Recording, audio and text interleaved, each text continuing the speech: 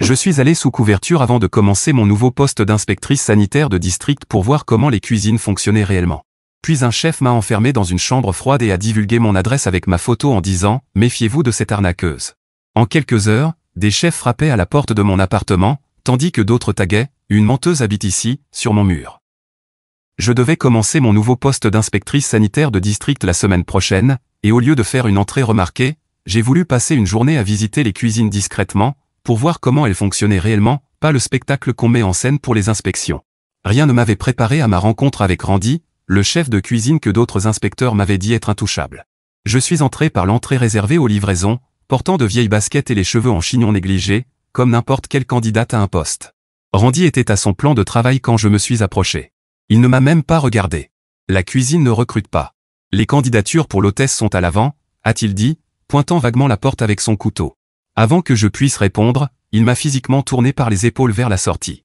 Le geste était si désinvolte, comme si j'étais un déchet emporté par le vent. J'ai décidé de tenir bon. J'ai de l'expérience en restauration, ai-je dit calmement. Là, il a enfin levé les yeux et a éclaté de rire si fort que les autres cuisiniers se sont tournés pour regarder. Spectacle gratuit, les gars, a-t-il lancé à son équipe. Encore une qui croit que regarder des émissions de cuisine fait d'elle une chef. Il s'est mis à tourner autour de moi lentement, en parlant sur un ton enfantin. Est-ce que la petite fille sait tenir un couteau? Est-ce qu'elle peut laver une assiette TTE? Un autre cuisinier a ricané en renversant devant moi une bassine entière d'assiettes sales. Montre-moi que tu peux faire le boulot le plus simple de la cuisine d'abord. J'ai commencé à faire la vaisselle, gardant une expression neutre pendant que Randy poursuivait son numéro.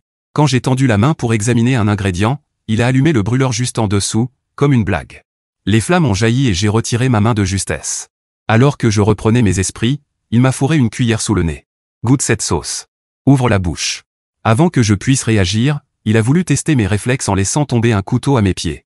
Je me suis reculé juste à temps et la lame a cliqueté à quelques centimètres de mes baskets. Toute la cuisine a éclaté d'un rire nerveux. Retourne-toi, a ordonné Randy. Faut que je vois si tu vas déconcentrer mes cuisiniers. J'ai hésité, alors il m'a fait pivoter lui-même, les mains bien trop longues sur mes épaules. Pas mal de dos. Penche-toi et prends cette marmite sur l'étagère du bas. Je me suis accroupi au lieu de me pencher, et il m'a redressé d'un coup. J'ai dit penche-toi. Faut voir si tu sais suivre des instructions simples. Son souffle brûlant sur ma nuque, il a ajusté mon tablier depuis l'arrière, ses doigts traînant bien trop longtemps sur les lacets. Mon appart est à l'étage, a-t-il murmuré. Je pense qu'on devrait discuter de tes qualifications, en privé. Quand j'ai tenté de m'éloigner, il m'a attrapé la main et a tracé son doigt le long de ma paume. Laisse-moi te montrer la bonne prise, a-t-il dit en se collant à moi par derrière. Je me suis dégagé, et toute son attitude a changé. Il a sorti son téléphone et a pris une photo de moi en train de grimacer. Regardez cette tête, a-t-il dit en montrant son écran aux autres. Ça va circuler dans toutes les cuisines de l'État. Ils sauront exactement quel genre de fille vient mendier du boulot. Il m'a montré l'écran de son téléphone avec déjà un groupe de discussion de restaurateurs ouverts. Je vais leur dire que t'es une escorte qui cible les restos. Un seul message était grillé partout. Avant que je puisse bouger, il m'a arraché mon portefeuille de ma poche arrière et en a sorti ma carte d'identité. Il l'a tenue bien en vue et a pris une autre photo, en capturant bien mon adresse. Maintenant je sais aussi où t'habites. La cuisine s'était tue. Randy a regardé autour de lui, un sourire tordu sur le visage. Tu sais quoi? Je pense que notre nouvel ami a besoin de se rafraîchir. Il m'a saisi par le bras et traîné jusqu'à la chambre froide. En m'y poussant, il a annoncé à voix haute, quand je la laisserai sortir, elle me fera une gâterie ou elle ne bossera plus jamais dans cette ville. Le verrou a claqué. Je suis resté assise à l'intérieur, regardant ma montre et notant mentalement chaque infraction que j'avais observée. 20 minutes plus tard, Randy a ouvert la porte, un rictus aux lèvres. Prête à être raisonnable? Je suis sorti sans dire un mot, marchant vers la sortie. C'est là que le propriétaire a déboulé dans la cuisine. L'inspectrice sanitaire est-elle arrivée? Le district m'a dit qu'elle serait là. Il s'est arrêté net en me voyant près de la chambre froide, encore tremblante. Son visage s'est illuminé de reconnaissance. Inspectrice Sinclair. Je ne savais pas que vous aviez déjà commencé. Il s'est précipité vers moi, la main tendue, visiblement ravi. Je suis désolé de ne pas vous avoir accueilli comme il se doit. Le visage de Randy est devenu livide. Son couteau a glissé de ses mains et est tombé au sol. Le propriétaire continuait à parler, sans se rendre compte de la panique de son chef. J'espère que vous avez eu le temps d'observer notre fonctionnement. Randy gère cette cuisine d'une main de maître. La bouche de Randy s'ouvrait et se refermait, incapable de prononcer un mot. Ses mains tremblaient, il balbutiait, vous avez dit que vous étiez. Les autres membres du personnel ont commencé à s'éloigner lentement de lui.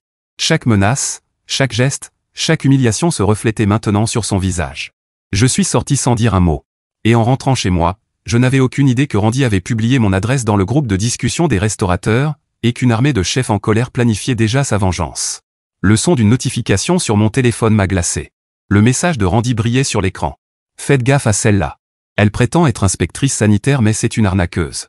Elle habite au 4782, rue Maple, appartement 3B. Ne la laissez pas s'approcher de vos cuisines. Mes mains tremblaient alors que je faisais défiler les réponses. Des dizaines de chefs de tout le district enregistraient mon adresse, la partageaient dans leur propre réseau, ajoutant leurs propres mensonges à l'histoire de Randy. Quelqu'un a posté la photo de moi en train de grimacer, légendé par des accusations que je n'ai même pas eu la force de lire entièrement. En arrivant dans le parking de mon immeuble, j'ai remarqué une camionnette inconnue près de mon bâtiment. Mon cœur s'est mis à battre plus vite tandis que je montais les escaliers jusqu'à mon appartement. Sur ma porte, scotché, il y avait un tirage papier de la photo du groupe, avec le mot menteuse griffonné en rouge. À l'intérieur, j'ai verrouillé le pen dormant et je me suis adossé à la porte, tentant de calmer ma respiration. Mon téléphone a vibré de nouveau. Un autre message dans le chat. Je connais cette fille. Elle a tenté la même arnaque chez moi le mois dernier. Une pure invention, mais déjà des dizaines de likes et de commentaires furieux. J'ai passé l'heure suivante à tout documenter sur mon ordinateur portable, capture d'écran des messages, enregistrement des photos, création d'une chronologie des événements. Ma prise de fonction officielle en tant qu'inspectrice sanitaire de district était encore dans 5 jours. 5 jours pour que tout cela devienne incontrôlable. Le lendemain matin, je me suis réveillé au son de coups violents frappés à ma porte. En regardant par le Judas, j'ai vu 2 hommes en tenue de chef. L'un d'eux tenait son téléphone bien en évidence, en train de filmer clairement. Je suis restée silencieuse, attendant. Après quelques minutes, ils sont repartis, mais pas avant que l'un dise qu'il reviendrait. Je ne pouvais pas rester enfermé chez moi. Il me restait 3 restaurants à visiter sur ma liste de pré-inspections informelles, et je ne comptais pas laisser les tactiques d'intimidation de Randy m'empêcher de faire mon travail. J'ai enfilé ma tenue la plus professionnelle, rassemblé mes documents, et je suis sorti par la porte arrière de mon immeuble. Le premier restaurant s'est déroulé sans problème. Le propriétaire ne m'a pas reconnu, et j'ai pu observer la préparation du service du midi sans incident. Mais au second établissement, j'ai remarqué que le chef jetait sans cesse des coups d'œil à son téléphone, puis à moi, son expression devenant de plus en plus sombre. Il a chuchoté quelque chose à un autre cuisinier, qui a immédiatement sorti son propre téléphone. J'ai gardé mon calme, poursuivant mes observations, mais je sentais bien le changement d'ambiance dans la cuisine. Le chef a commencé à faire des remarques volontairement bruyantes sur les fausses inspectrices et les femmes qui mentent pour attirer l'attention. Quand je me suis dirigé vers la chambre froide pour vérifier les températures, il m'a barré le passage. « Vous devez partir », a-t-il dit, en me montrant son téléphone avec ma photo affichée. « On ne sert pas les gens comme vous ici. » Je suis parti sans discuter, les joues en feu. Dans ma voiture, j'ai vu 3 nouveaux messages de numéros inconnus. Le premier était un message vocal, juste une respiration lourde. Le deuxième, une photo de ma voiture sur le parking du restaurant. Le troisième venait de Randy lui-même. Ce n'est que le début. Les 2 jours suivants, le harcèlement a empiré. Des chefs apparaissaient dans chaque restaurant que j'essayais de visiter, prévenant les propriétaires à propos de « l'arnaqueuse ». Les caméras de sécurité de mon immeuble ont capté 4 personnes différentes essayant d'ouvrir ma porte à des heures variées. Quelqu'un a laissé une boîte de poissons pourris devant chez moi. Mes pneus ont été dégonflés 2 fois. J'ai commencé à tout consigner en détail, chaque message, chaque incident, chaque personne impliquée. J'ai installé une caméra de sonnette et je portais désormais une bombe au poivre, mais je refusais d'abandonner mes pré-inspections. Ce poste représentait tout pour moi, et je n'allais pas laisser Randy et son réseau de brutes me le voler. Le 4e jour, je suis arrivé dans un petit bistrot juste à l'ouverture. La propriétaire, une femme âgée nommée Madame Colt, ne semblait pas me reconnaître. J'étais à mi-chemin de l'observation de leur mise en place quand un jeune chef a surgi par la porte arrière, téléphone à la main. « C'est elle !» a-t-il crié en me pointant du doigt. L'arnaqueuse du groupe de discussion. Madame Colt avait l'air perdue, me regardant puis regardant le chef. Il lui a montré son téléphone, défilant les messages à mon sujet. Son visage s'est durci en les lisant. « Vous devez partir », a-t-elle dit doucement. « Nous ne voulons pas d'histoire. » En me dirigeant vers ma voiture, j'ai remarqué que le jeune chef me suivait, filmant tout.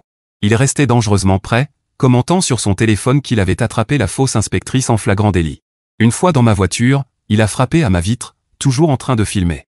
Ce soir-là, ma caméra de sonnette m'a envoyé une alerte.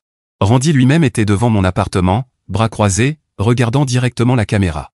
Il n'a pas essayé d'ouvrir la porte ni laissé de message. Il est juste resté là, 10 longues minutes, avant de partir. J'ai à peine dormi cette nuit-là.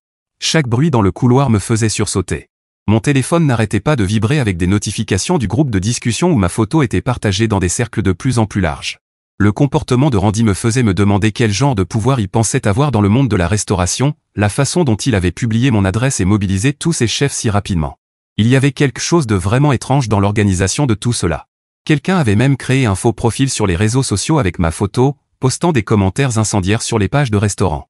Le matin de mon 5e jour, je me suis réveillé et j'ai trouvé mon pare-brise recouvert d'impressions de capture d'écran du groupe de discussion.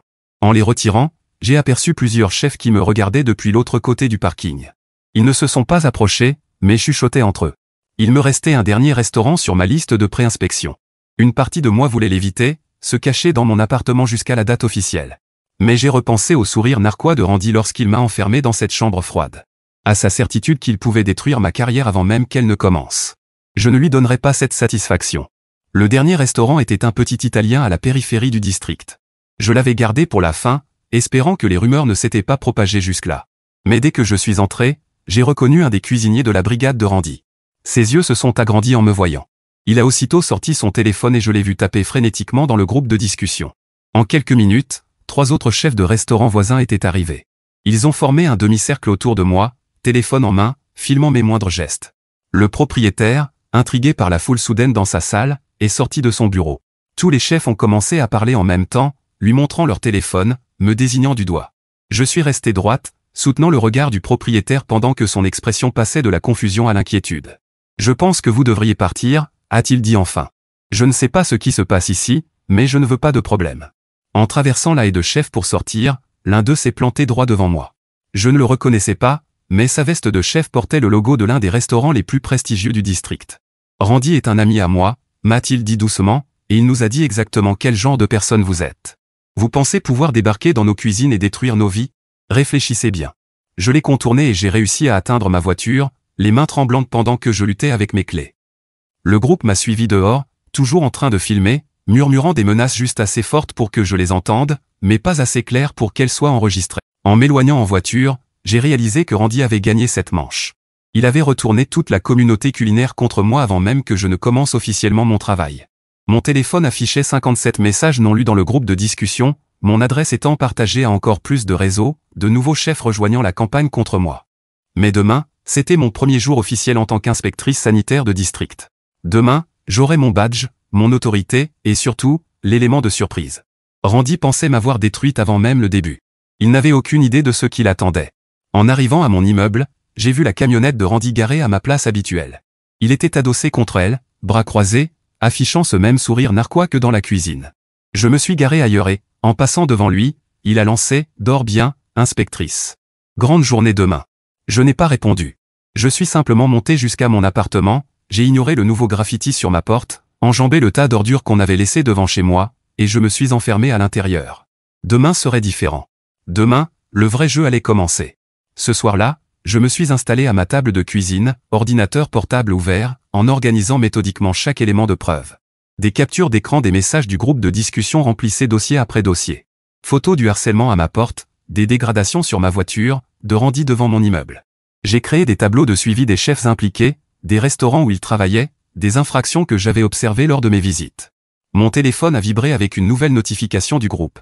Un chef que je ne connaissais pas avait posté une photo de mon immeuble avec une légende demandant si quelqu'un voulait l'accompagner pour une visite. Les réponses sont arrivées rapidement, d'autres chefs se portaient volontaires pour le rejoindre. J'ai tout capturé, ajoutant les preuves à mon dossier déjà bien rempli. Le sommeil est venu par vagues agitées. Chaque craquement dans le bâtiment me faisait sursauter. Vers 3 heures du matin, ma caméra de sonnette m'a envoyé une alerte. 3 hommes en tenue de chef se tenaient devant ma porte, l'un d'eux peignait à la bombe pendant que les 2 autres montaient la garde. Ils portaient des casquettes abaissées sur le visage, mais j'ai reconnu l'un d'eux à sa posture, il travaillait dans la cuisine de Randy. J'ai sauvegardé la vidéo et l'ai transférée sur plusieurs services cloud. Le matin est arrivé, réveillé par mon alarme à 6 heures. Aujourd'hui, c'était officiellement mon premier jour en tant qu'inspectrice sanitaire de district. Je me suis habillé soigneusement avec mon tailleur le plus professionnel, et épinglé mon nouveau badge à ma veste, et rassemblé mon matériel d'inspection. Le graffiti sur ma porte disait désormais « Une menteuse vit ici », en peinture rouge dégoulinante. Je l'ai pris en photo avant de me rendre à ma voiture. Le bureau du district était un bâtiment modeste en centre-ville. Je suis arrivé en avance pour revoir les protocoles et récupérer mes formulaires d'inspection officiels. La réceptionniste m'a remis un gros dossier de documents et mon kit d'inspection. J'ai passé 1 heure à me familiariser avec les procédures officielles, que j'ai recoupées avec les violations que j'avais vues dans le restaurant de Randy. Ma première inspection officielle était prévue à 10 heures dans un petit café à l'autre bout de la ville. J'avais délibérément choisi un endroit sans lien apparent avec le réseau de Randy. Le propriétaire m'a accueilli chaleureusement, manifestement nerveux mais coopératif. L'inspection s'est bien déroulée, avec seulement quelques infractions mineures facilement corrigeables. Cela m'a fait du bien de pouvoir faire mon travail correctement, sans menace ni harcèlement. Mais alors que j'étais dans ma voiture à rédiger mon rapport sur ma tablette, j'ai aperçu une camionnette familière sur le parking. Celle de Randy. Il n'était pas à l'intérieur, mais le message était clair, il me traquait. J'ai décidé de changer de tactique. Plutôt que de suivre mon itinéraire prévu, je me suis dirigé vers un restaurant que je savais lié au réseau de Randy. S'ils voulaient jouer à un jeu, j'allais les affronter sur leur propre terrain. The Silver Spoon était un restaurant chic connu pour son chef réputé instable, Marcus, l'un des plus virulents dans le groupe de discussion. En entrant par la porte principale, badge bien visible, je me suis présenté à l'hôtesse. Son visage a blêmi et elle a bafouillé qu'elle allait chercher le propriétaire. Depuis la cuisine, j'ai entendu des bruits précipités, le genre de nettoyage de panique qu'on fait quand on veut dissimuler des preuves. Marcus est sorti de la cuisine, le visage rouge de colère. Il s'est interposé pour m'empêcher d'entrer. J'ai calmement expliqué que refuser une inspection sanitaire entraînait une fermeture immédiate. Sa mâchoire s'est contractée, mais il a fini par s'écarter. La cuisine était en plein chaos. Le personnel tentait de cacher les violations flagrantes tout en essayant d'avoir l'air naturel. J'ai procédé méthodiquement. Température de stockage inappropriée, contamination croisée entre aliments crus et cuits, accumulation de graisse non nettoyée depuis des mois, crotte de souris près du stock sec. Marcus me suivait de près, de plus en plus agité. Il a sorti son téléphone et s'est mis à taper frénétiquement. Quelques minutes plus tard, mon téléphone s'est mis à vibrer sans arrêt. Le groupe de discussion explosait de messages à propos de mon inspection. Des chefs de tout le district se mobilisaient. Je suis resté concentré, professionnel. En arrivant à la chambre froide, j'ai découvert des produits périmés dissimulés derrière des articles récents. Le thermomètre indiquait une température trop élevée. J'ai tout documenté, photos, notes détaillées. Quand j'ai terminé, une foule s'était formée à l'extérieur. Une douzaine de chefs, venus de différents restaurants, se tenaient sur le trottoir, téléphone en main, filmant ma sortie. Randy était au centre, affichant ce même sourire suffisant. Je suis passé devant eux sans un mot, suis monté dans ma voiture, et me suis dirigé vers ma prochaine inspection prévue. Ils m'ont suivi. Une véritable file de camionnettes et de voitures me traquait dans toute la ville. À chaque arrêt, ils descendaient en masse, avertissant les propriétaires, tentant d'interférer avec mon travail. Le harcèlement a continué de s'intensifier tout au long de la semaine. Mon appartement était devenu une cible pour des visites nocturnes. Déchets jetés devant ma porte. Poissons morts abandonnés dans le couloir. Ma voiture vandalisée à plusieurs reprises.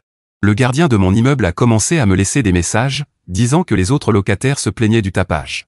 J'ai tout documenté scrupuleusement. Chaque incident, chaque menace, chaque individu impliqué. Mes dossiers de preuves grossissaient de jour en jour.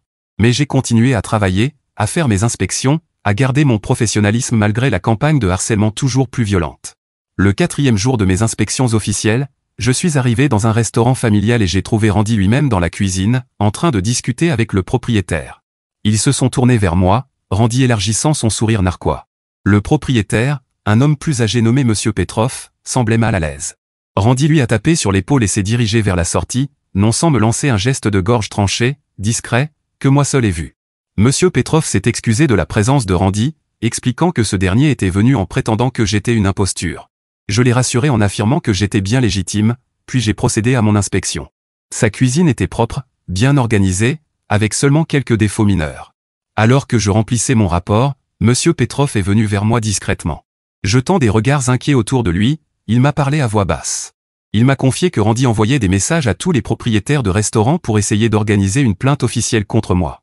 Certains propriétaires étaient mal à l'aise avec cette idée, mais Randy se montrait insistant, menaçant de dénigrer tout établissement qui ne rejoindrait pas sa campagne. Je l'ai remercié pour ces informations et j'ai terminé mon rapport. En sortant, j'ai aperçu la camionnette de Randy garée de l'autre côté de la rue. Il était assis à l'intérieur, observant, attendant. Ce soir-là, j'ai décidé d'agir. J'ai créé un faux profil sur les réseaux sociaux et rejoint plusieurs groupes locaux de travailleurs de la restauration. Ce que j'y ai découvert était éclairant, la campagne de harcèlement orchestrée par Randy allait bien au-delà de ma propre personne. Il y avait des rumeurs chuchotées à propos d'autres femmes qui s'étaient opposées à lui, d'anciennes employées poussées à quitter l'industrie, un schéma de comportement qui remontait à plusieurs années. J'ai commencé à contacter ces femmes en privé. Randy était en train de devenir le pire harceleur-chef du monde, laissant son van garé comme une carte de visite glauque, tout en organisant une véritable mafia de cuisiniers en colère qui, apparemment, n'avaient rien de mieux à faire que de suivre les inspecteurs sanitaires à travers la ville. Certaines ne m'ont pas répondu, d'autres avaient trop peur pour parler, mais quelques-unes ont partagé leur histoire.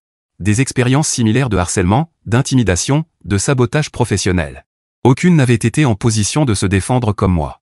Une femme, Carl, avait été sous-chef dans le restaurant de Randy il y a 3 ans.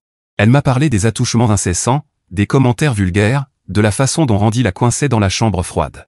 Quand elle avait finalement porté plainte auprès du propriétaire, Randy avait lancé une campagne pour détruire sa réputation. Elle avait fini par quitter complètement le secteur et travaillait maintenant dans la vente au détail. Une autre femme, Emma, avait été serveuse et avait repoussé les avances de Randy.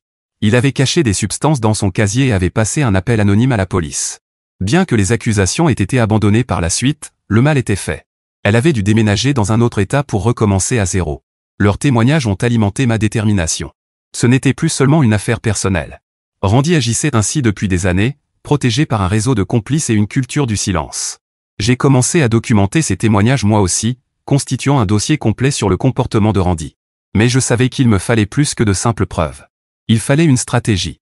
Le lendemain matin, en arrivant à mon bureau, j'ai trouvé mon superviseur, Connor, qui m'attendait.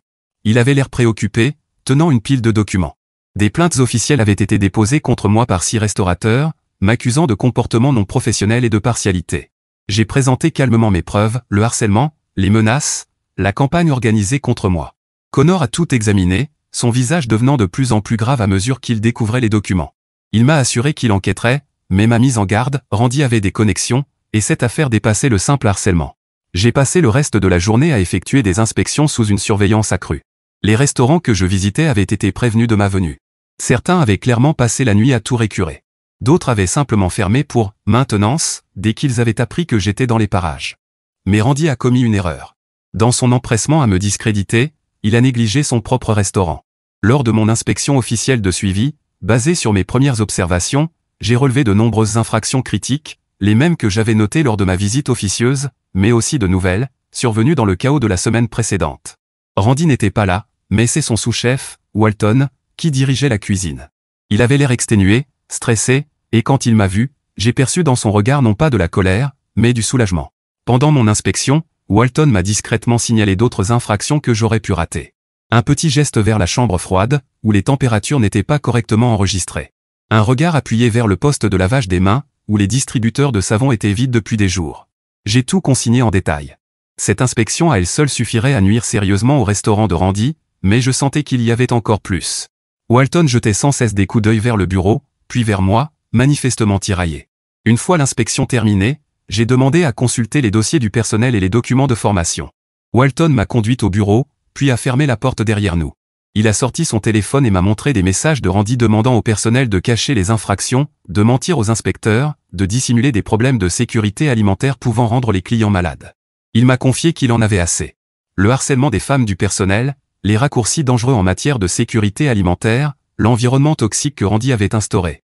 D'autres membres de l'équipe ressentaient la même chose, mais étaient trop effrayés pour parler. Randy avait du pouvoir, des relations, et une rancune tenace qui gardait tout le monde sous pression. J'ai photographié les messages et les ai ajoutés à mon dossier. Walton m'a aussi donné les coordonnées d'anciens employés susceptibles d'accepter de témoigner. En quittant le restaurant, j'ai senti que la situation commençait à basculer, mais Randy n'avait pas dit son dernier mot. Cette nuit-là, le harcèlement a atteint un nouveau niveau. Ma caméra de sonnette a capté Randy en personne, menant un groupe de 6 chefs jusqu'à ma porte. Cette fois, ils n'avaient pas juste laissé des ordures. Ils ont frappé violemment à la porte, hurlé des menaces, essayé à plusieurs reprises d'ouvrir la poignée. L'un d'eux avait même apporté des outils et a tenté de forcer la serrure. J'ai appelé la sécurité de l'immeuble, mais le groupe s'était dispersé avant leur arrivée. Le garde de sécurité, un homme âgé nommé Théo, a regardé les dégâts sur ma porte et a secoué la tête. Il m'a dit qu'il recevait des plaintes depuis une semaine. La direction de l'immeuble faisait pression sur lui pour qu'il règle la situation. Je lui ai montré les images de la caméra, les preuves claires d'une tentative d'effraction. Théo m'a assuré qu'il allait rédiger un rapport, mais m'a aussi averti, la direction envisageait de me demander de quitter les lieux si les incidents se poursuivaient. Randy essayait de me faire expulser. Le lendemain, en arrivant au travail, j'ai découvert que d'autres plaintes avaient été déposées. Mais cette fois, Connor avait des nouvelles. Il avait commencé à enquêter et avait trouvé des incohérences. Les horodatage ne correspondaient pas à mes véritables horaires d'inspection. Certains incidents prétendument survenus concernaient même des restaurants que je n'avais pas encore visités. De plus, Connor avait reçu des appels de plusieurs restaurateurs souhaitant retirer leurs plaintes. Ils ont admis que Randy les avait poussés à mentir. Monsieur Petrov avait été particulièrement franc, il avait été menacé de subir de mauvaises critiques et du harcèlement s'il refusait de participer. Connor m'a officiellement innocenté de toutes les accusations et a ouvert une enquête sur les interférences de Randy dans le travail du service de santé. Ce n'était pas encore suffisant pour l'arrêter, mais c'était un début. J'ai poursuivi mes inspections, cette fois avec le plein soutien de Connor.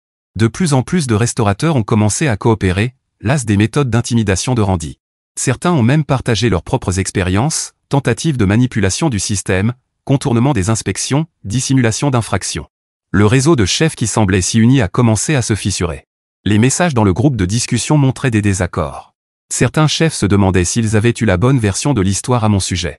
D'autres ont partagé leurs expériences négatives avec Randy. Quelques-uns m'ont même contacté en privé pour s'excuser d'avoir participé. Une de ces chefs, Rose, m'a donné rendez-vous dans un café pour me révéler ce qu'elle savait. Elle avait travaillé avec Randy des années auparavant et avait été témoin direct de son comportement. Elle m'a donné des noms, des dates, des incidents précis qui confirmaient les témoignages que j'avais déjà recueillis. Mais l'information la plus précieuse venait d'une source inattendue, l'arrogance de Randy allait causer sa perte.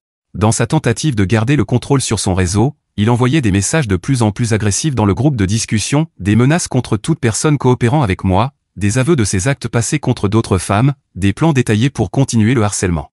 Plusieurs chefs ont fait des captures d'écran de ces messages et me les ont envoyés. Randy était en train de créer lui-même les preuves de sa culpabilité, trop sûr de son pouvoir pour réaliser le danger.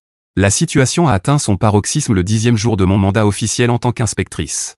Je suis arrivé dans un restaurant pour une inspection de routine et j'ai trouvé Randy sur place, accompagné de quelques-uns de ses derniers partisans.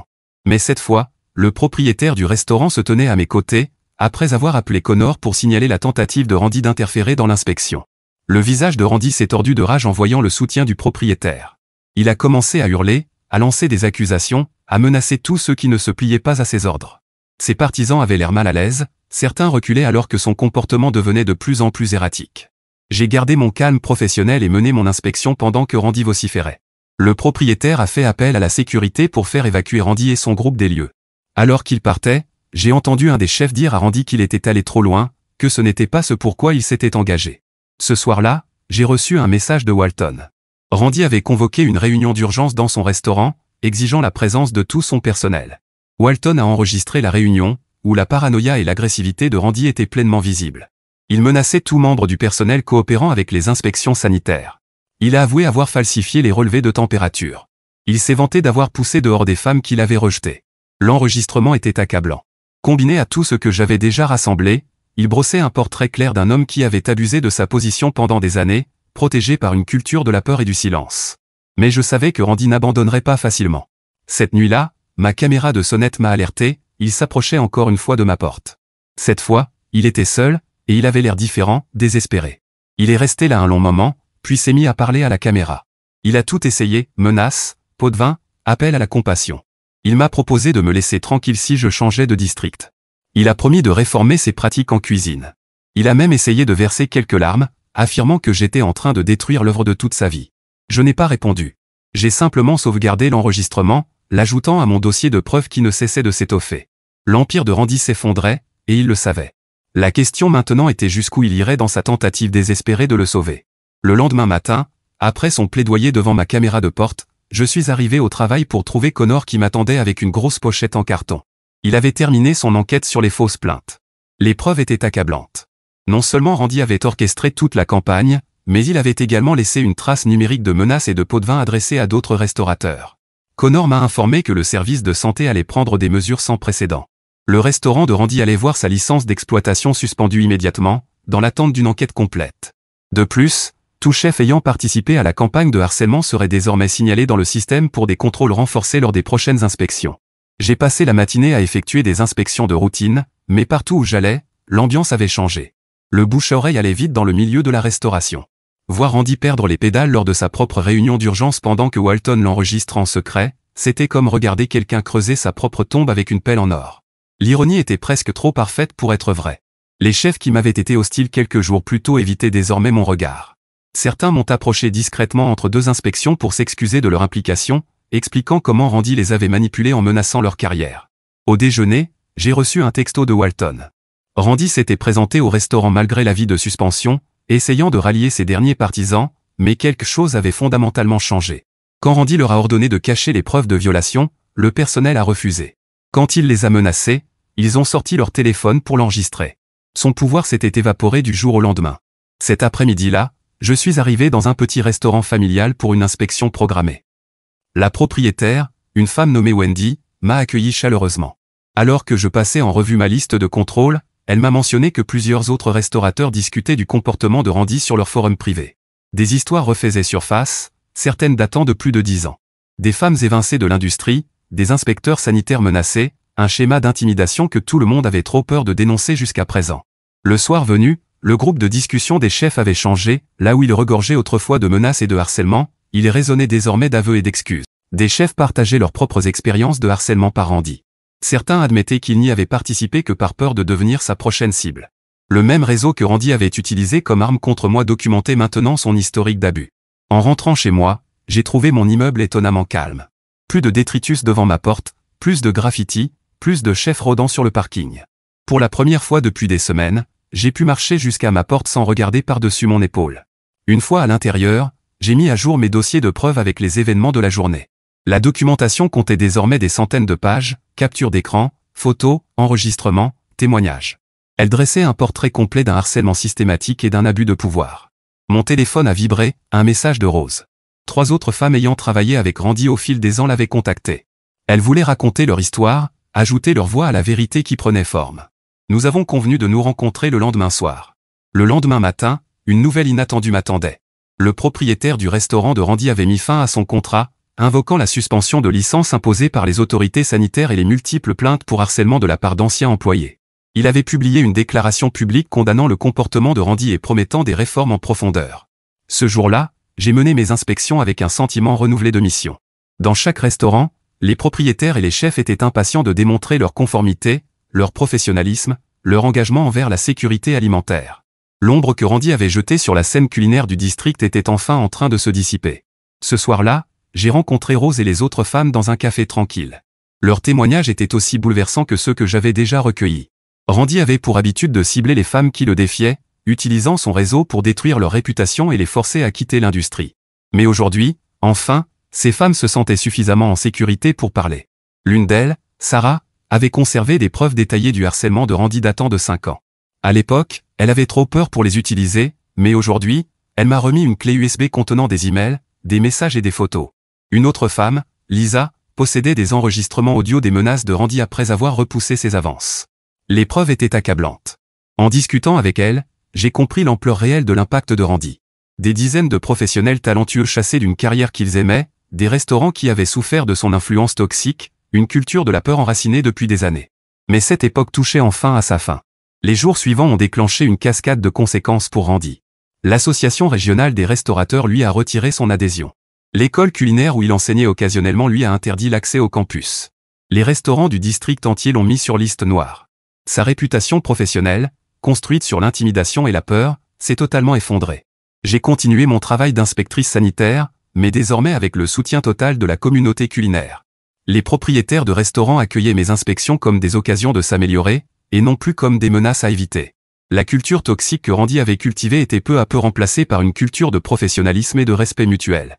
Walton m'a contacté pour me donner des nouvelles du restaurant que Randy dirigeait autrefois. Le propriétaire l'avait promu chef cuisinier et avait mis en place des réformes en profondeur. L'environnement en cuisine s'était transformé, de la peur, on était passé à la collaboration. Des membres du personnel qui avaient autrefois trop peur de signaler des infractions se sentaient désormais capables de faire respecter les normes les plus strictes. Un après-midi, alors que je menais une inspection dans un bistrot du centre-ville, j'ai croisé l'un des anciens partisans de Randy.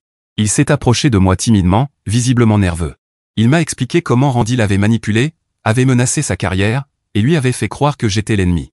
Il s'est excusé sincèrement et m'a remercié d'avoir tenu tête à Randy alors que personne d'autre n'osait. Le réseau de chefs que Randy avait autrefois utilisé comme une arme a connu sa propre transformation. De nouveaux modérateurs ont mis en place des politiques strictes contre le harcèlement et l'intimidation. La culture toxique de protection des abuseurs a été remplacée par une culture de responsabilité et de soutien. Les chefs ont commencé à partager des ressources sur les droits au travail et les mécanismes de signalement. J'ai appris que Randy avait été aperçu travaillant dans un food truck à 2 districts de là, mais sa réputation l'avait précédé. Lorsque les chefs locaux ont appris sa présence, ils ont immédiatement prévenu le propriétaire du food truck de son passé. En quelques jours, Randy a été renvoyé. Le réseau qu'il avait autrefois contrôlé s'assurait désormais qu'il ne pourrait pas simplement se relocaliser et recommencer son cycle d'abus. Le syndic de mon immeuble, qui avait un temps envisagé de m'expulser à cause des perturbations, s'est excusé de ne pas avoir pris le harcèlement plus au sérieux. De nouvelles mesures de sécurité ont été mises en place et ils m'ont assuré que tout futur incident serait traité sans délai. Les preuves que j'avais réunies ont été intégrées à un dossier plus vaste. Bien que des poursuites pénales soient envisagées pour tentative d'effraction et harcèlement prolongé, les conséquences professionnelles étaient déjà sévères. La carrière de Randy dans le secteur culinaire était pratiquement terminée. Aucun établissement sérieux ne voulait l'embaucher, et toutes ses tentatives pour trouver du travail se heurtaient à des portes closes. 3 semaines après cette nuit terrifiante de harcèlement, j'ai effectué une inspection dans un nouveau restaurant du district. Le propriétaire m'a présenté sa chef de cuisine, Carl, l'ancienne sous-chef de Randy. Elle était revenue dans l'industrie après avoir appris la chute de Randy, se sentant enfin en sécurité pour poursuivre sa passion. En cochant les points de ma liste d'inspection, j'ai remarqué quelque chose de remarquable. La cuisine fonctionnait avec précision et professionnalisme, mais aussi avec joie. Les membres du personnel communiquaient ouvertement, se soutenaient mutuellement et étaient fiers de maintenir les normes les plus élevées. Voilà ce que pouvait être une cuisine sans l'ombre de la peur et de l'intimidation. Connor m'a convoqué dans son bureau pour discuter de l'impact des événements récents. Le service de santé publique mettait en place de nouvelles politiques, basées sur mon système anonyme de signalement du harcèlement envers les inspecteurs, des partenariats renforcés avec les associations de restaurateurs pour traiter les problèmes systémiques, des formations sur la conduite professionnelle et le respect en milieu de travail. Les femmes que j'avais rencontrées pendant cette épreuve ont formé un réseau informel de soutien. Nous nous réunissions chaque mois pour partager nos expériences et aider d'autres victimes de harcèlement. Ce qui avait commencé comme une tentative de Randy pour détruire ma carrière s'était transformé en un mouvement de changement pour toute l'industrie. J'ai appris que Randy avait tenté de recommencer dans un autre état, mais son comportement était désormais connu au-delà de notre district. Les forums professionnels et les groupes sur les réseaux sociaux mettaient en garde contre lui. Le réseau qu'il avait utilisé comme une arme servait maintenant de bouclier pour protéger les autres de ses abus. Mon travail quotidien d'inspectrice était redevenu routinier, mais avec une différence cruciale. Je n'étais plus perçu comme une adversaire, mais comme une partenaire dans la préservation de la santé et de la sécurité publique. Les restaurateurs et chefs venaient vers moi avec des questions, cherchant des conseils au lieu d'essayer de cacher des infractions. Un matin, en arrivant dans un restaurant, j'ai trouvé un petit cadeau sur le pupitre de l'hôtesse, avec mon nom dessus. À l'intérieur, une carte signée par des dizaines de travailleurs de la restauration me remerciait d'avoir tenu tête à Randy et d'avoir contribué à créer une industrie plus sûre pour tous. Un geste simple, mais qui voulait tout dire. L'enquête sur les agissements de Randy continuait de révéler de nouveaux éléments, des irrégularités financières dans son restaurant, des infractions au code sanitaire dissimulées pendant des années, un comportement toxique qui allait bien au-delà du harcèlement. Chaque révélation renforçait le dossier contre lui et validait mon engagement. En repensant aux mois écoulés, j'ai compris à quel point Randy était passé près de réussir. Si j'avais cédé à l'intimidation, si j'avais demandé ma mutation ou démissionné, il aurait pu continuer son règne de terreur indéfiniment. Mais en tenant bon et en documentant tout, j'avais contribué à briser ce cycle. Mon travail d'inspectrice sanitaire se poursuivait avec un objectif renouvelé. Chaque inspection était une occasion d'assurer la sécurité publique et de promouvoir des standards professionnels. L'ombre de Randy sur le district avait disparu, remplacée par une culture de responsabilité et de respect. L'industrie était en train de guérir, et j'étais fier d'y contribuer.